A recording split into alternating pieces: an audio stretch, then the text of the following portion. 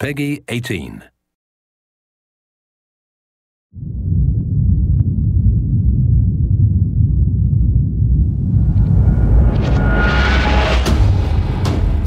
Hey everybody, Zachary Levi here. Over the last few months, we've brought you exclusive behind-the-scenes looks at the final hours of development of Tomb Raider. You've seen Camilla recording her last few lines, Rihanna musing her last few words, and Jason completing the last few notes of the score. As those key pieces lock into place, it's time to reveal one of the last portions of the game, and a team that's been shrouded in secrecy for 2 years. We're here in the beautiful and freezing Montreal, Canada, to bring you the final hours of Tomb Raider multiplayer edition. These are the final hours of Tomb Raider. Welcome to yet another world-class studio in the Square Enix portfolio, Eidos Montreal, home of the multi-award-winning game Deus Ex. Locked away in one of the far corners of the studio is a team of experienced, passionate professionals who have been specially brought together to create the first ever multiplayer component to the Tomb Raider universe. Let's meet the team behind the vision, direction, and decisions, and hopefully get a chance to play a few rounds. Here we are at Eidos Montreal. Before we get into why we're here, Carl, you now have an amazing stash, my friend. What is the impetus behind this? As a studio, we've been participating in Movember. A good friend of mine, JJ Owens, works for Movember in LA. We set up the gaming challenge and we brought studios from all around the world together. I think so far we've raised somewhere in the region of $140,000, $150,000. Well done. Been a big success, although my wife doesn't necessarily always approve. She hates it? Oh, my wife wakes up in the morning. She says that she hates it. She secretly loves it.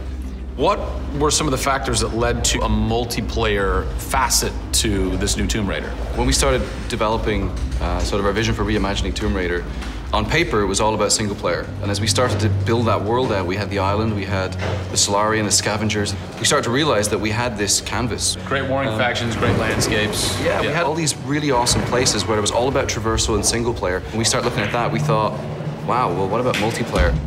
Part of the genesis of that was Lara Croft and the Guardian of Light that kind of cracked open a door to lead you guys into the multiplayer into here at Eidos Montreal.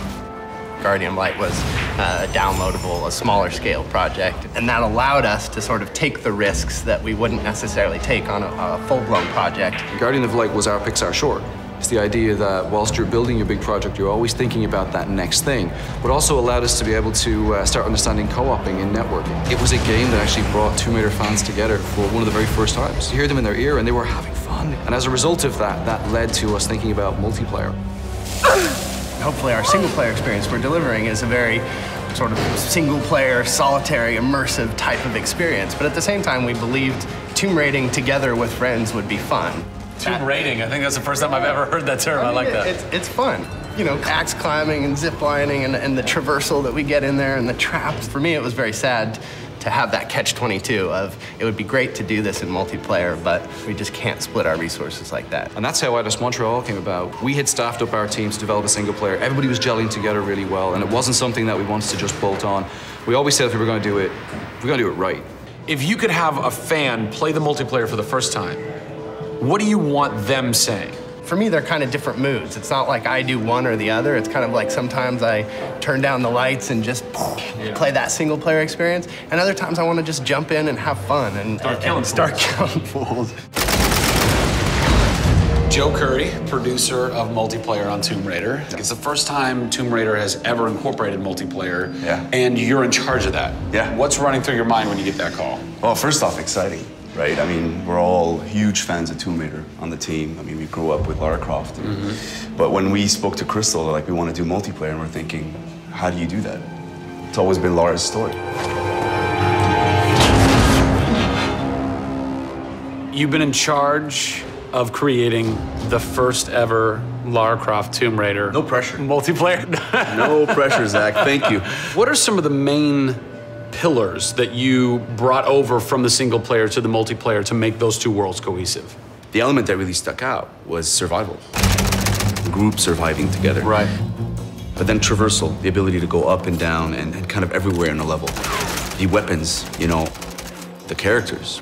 What did you guys have to tweak in order to create an engaging multiplayer experience that wouldn't necessarily work with the pieces that were in play with the single player experience?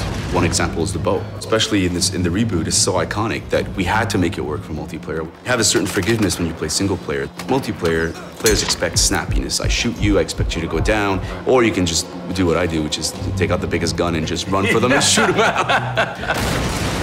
The environment itself can be a threat. The Solari, you know, the guys that are on the island have had a chance to prepare traps. We've got things like an ammo box that looks like an ammo box, but it's really an explosive device. I need ammo, and it looks just like the regular ammo box, and then you're gonzo. We have a lightning rod. You'll get a lightning strike on the rod, and then you'll eliminate your enemy. First and foremost, we want to be humble.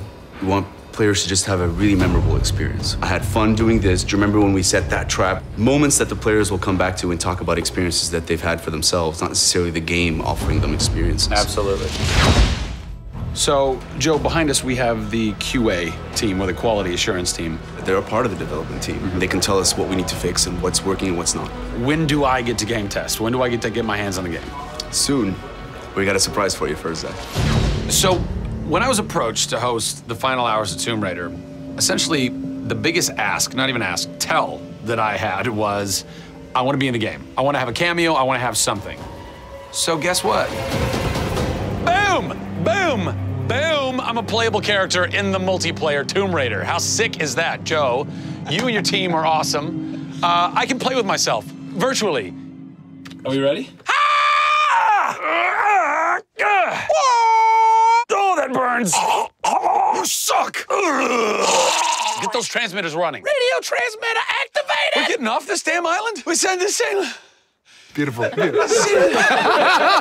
I would like to try and kick your butt as me in this map right now. Should we try it? All right. Bring it. Let's do it. It's happening right now. Oh, nice! Was that one of my traps? That was one of your traps. Yeah! These booby traps are really fun. I mean, they're really, really fun. Yeah! Don't worry about it. Just because you made the game and I beat it. As you can see from the people and passion here at Eidos Montreal, this isn't just some add-on. They're devoting themselves to making this an experience in keeping with the feeling of single player. Familiar, yet different. Coming up in the final 2 episodes of our series, we go back to the home of Lara Croft. They're taking Tomb Raider to the finish line, and we'll be there for it.